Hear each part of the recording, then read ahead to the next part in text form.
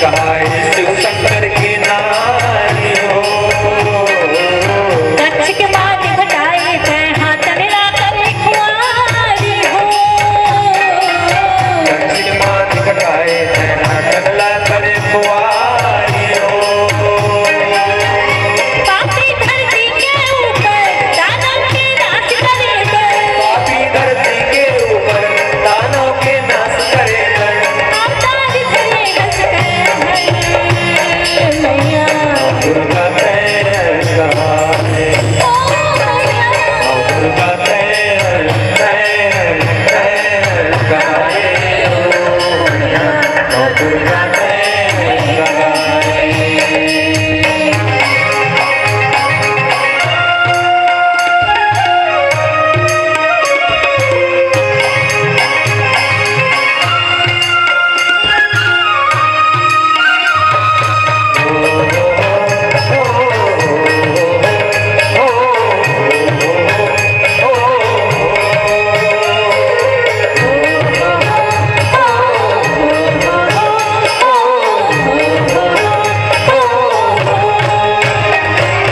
द्रौपदी माता पति कहाए पांचों पांडव नारी हो। द्वापर मधुमती कहाए पांडव मद की नारी हो। महाभारत के रचना रचाए जय जग के महतारी हो। महाभारत की रचना रचाए जय जग की महतारी हो।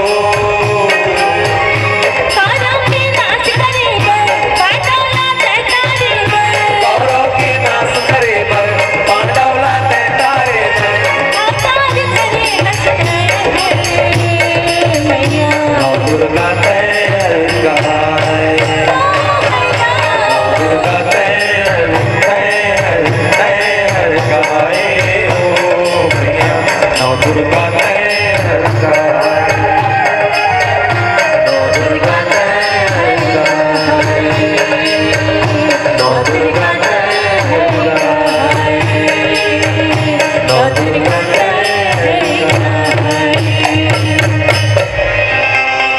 नीमुआ के धर्म दुआर हुमाया।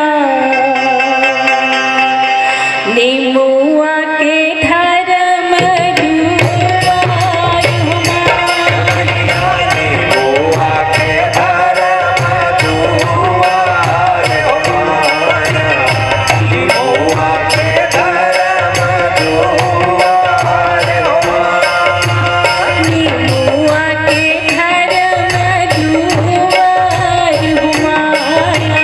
नीमुआ के धर्म दुआर हुमाया। मोहा के धर्म दुआर हुमाया। मोहा के धर्म दुआर हुमाया। गले अधुआए पर पछुआए। नीमुआ के धर्म दुआर हुमाया। नीमुआ के धर्म दुआर हुमाया।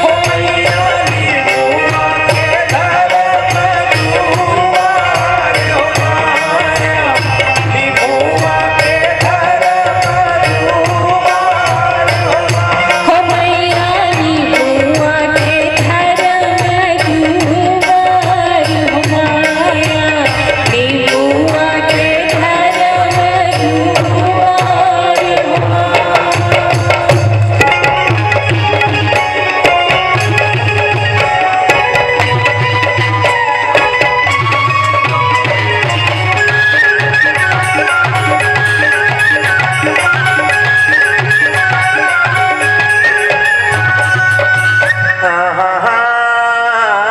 जी हरी के मन मिले मऊहा मिले के मिल जाए मास जी अरे चल हिमू थोड़ी जल्दी चल ये गवाझर ऐसा चांस जी। अरे भाई ईश्वर ये मांस मदिरा दारू के चक्कर ला छोड़ रे भाई और हरि के भजन ला कर का पर कि 4 दिन के ये जिनगानी फिर अंधियारी रात जी बिना हरि भजन के ये चोलहा जिंदगी नरक समान जिंदगी नरक समान तो चल भाई भजन कर ले फुकट में गारी के नाम जपले फुकट में गारी के नाम बजे फुकट में गारी के नाम जपले फुकट में गारी के नाम बजे फुकट में गारी के नाम जपले फुकट में गारी के नाम बजले फुकट में गारी के नाम जपले फुकट में गारी के नाम जपले हरि के नाम जपले राम के नाम बजले हरि के नाम जपले राम के नाम भजले हरि के नाम जपले राम के नाम भजले हरि के नाम जपले राम के नाम भजले हरि के नाम जपले राम के नाम भजले फुकट में गारी के नाम जपले फुकट में गारी के नाम जपले फुकट में गारी के नाम जपले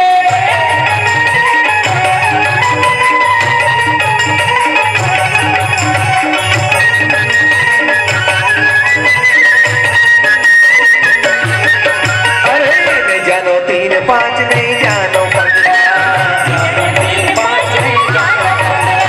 नहीं जानो 3 5 नहीं जानो 15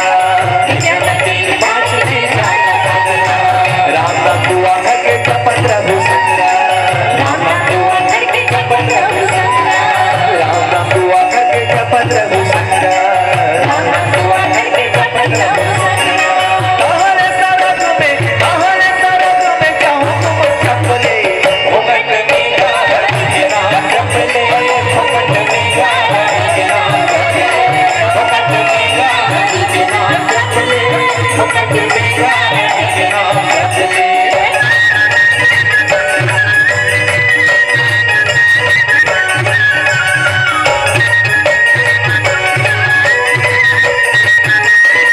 अरे पूजा पाठ कर कर दिन्हा पहाड़ी पूजा पाठ कर कर दिन्हा